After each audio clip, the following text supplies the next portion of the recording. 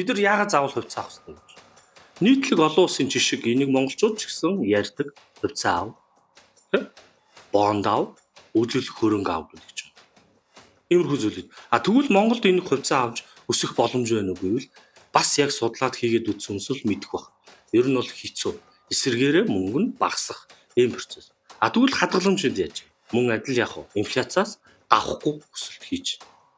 Тэгвэл бидэрт ямар боломж байна вэ гэхээр гадаадын хөрөнгийн зах зээл рүү орох боломж байгаа. Гэтэл хүн болгон гадаадын хөрөнгийн бирж рүү ороод Facebook-ийн хувьцаа авах, Google-ийн хувьцаа авах, Apple-ийн хувьцааг авах боломжгүй аргыг мэдэхгүй байгаа.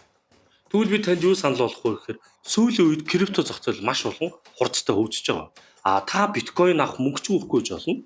Заавал биткойн халбгүй.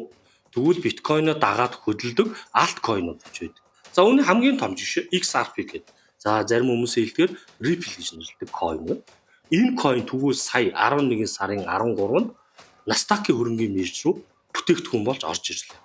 Энэ нь юу гэсэн үг вэ гэхээр Америкийн мэргэжлийн хөрөнгө оруулагч нар орох боломжийг XRP-д олгож өгч байна гэсэн.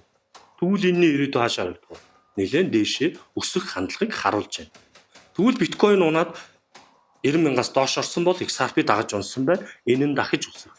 Та урт хугацааны хөрөнгө оруулалт хийж мөнгөө өсгөх бол крипто зах зээлийг сонирхож үзэх ёстой шүү.